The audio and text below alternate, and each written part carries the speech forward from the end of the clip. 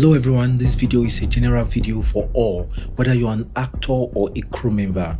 This scene is from the movie Tragedy of Amanda. The movie is out, you can go watch, give them a like and subscribe.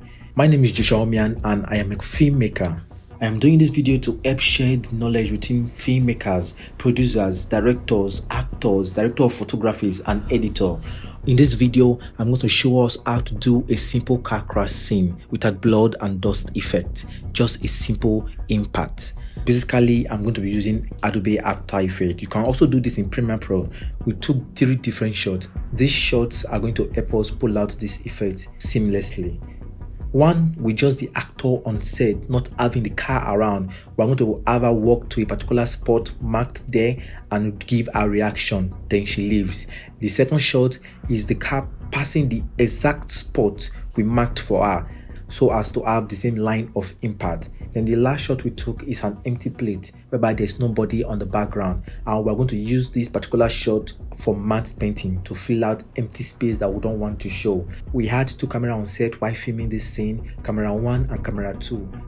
Before I begin this tutorial, I want to announce that we have launched our channel membership for those interested in learning filmmaking, VFX compositing, video editing, and other aspects of filmmaking. You can now click to become a member in order to enjoy more exclusive benefits. Intermediate and advanced tutorials are available to channel members, and as a channel member, you can request for tutorials. Now click the join button and become a member today.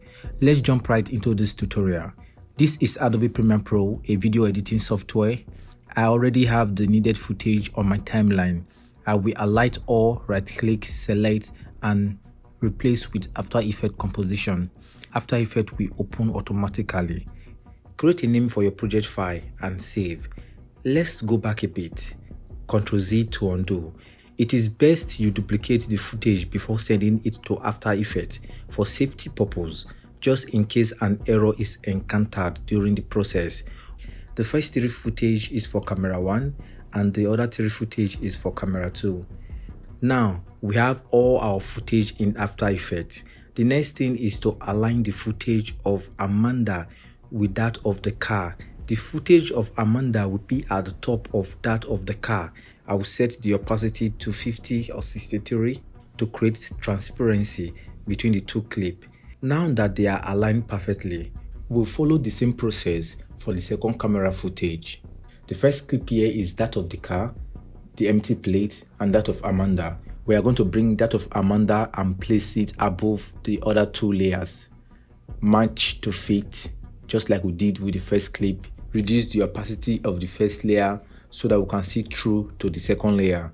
After matching the guest footage and the car footage, I will set the opacity of the guest footage back to 100 and I will create a mask in between the line of action and adjust it to the edge of the car. I will create a duplicate layer for this particular clip and delete the mask. This clip is what we are going to use for her reaction. I will trim this layer to the point where she starts giving a reaction so we can place her behind the car.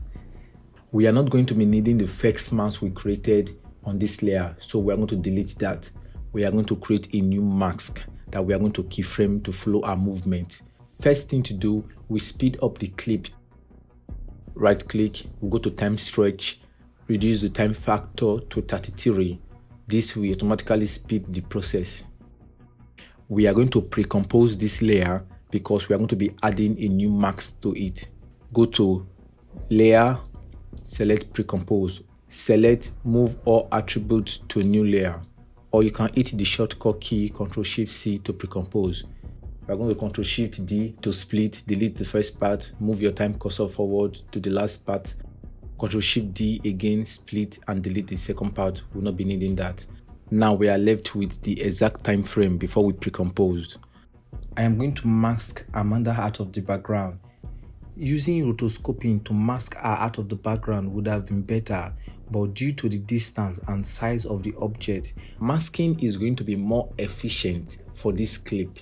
I'm going to click on the mask tool and create a mask path around her body. This is a very time-consuming process because we are going to keyframe and adjust each mask part to follow the movement of our body. After masking, you cannot see the car behind Amanda. So what we're going to do now is we're going to keyframe this mask part. We're going to toggle the time switch there to create a keyframe.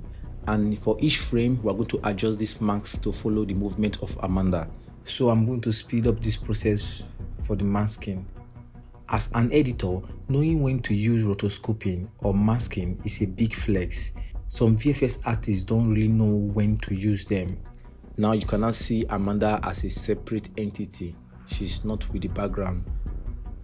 The purpose for this masking is to separate Amanda from the background. That is the only way we are going to achieve what we want. So the down layer, which is the car layer, cannot be extended to the point whereby we want the accident to end. We already have a reaction maxed out in this layer, so we can trim off that part from the down layer.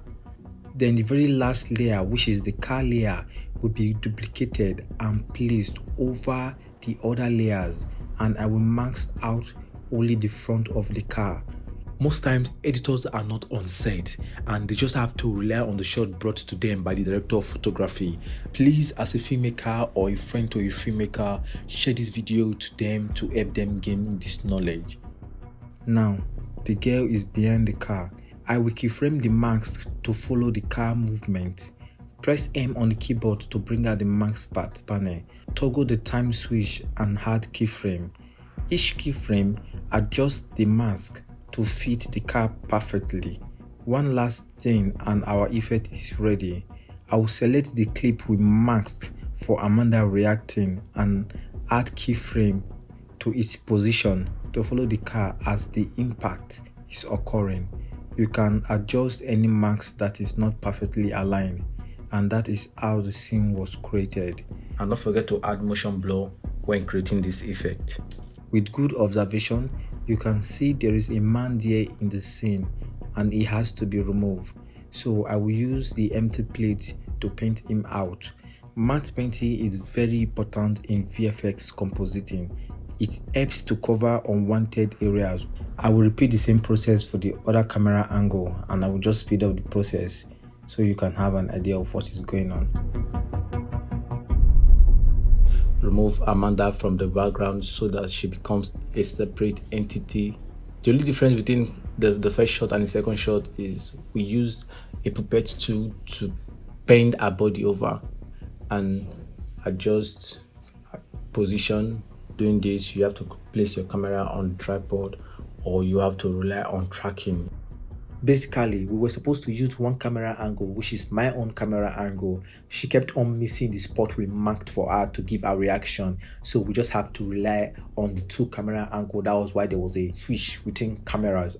For the camera one, we have Anthonia, and for the second camera, you have me. Thanks for watching. I hope this tutorial was helpful. Please share this with your friends that are into filmmaking so they can have the idea.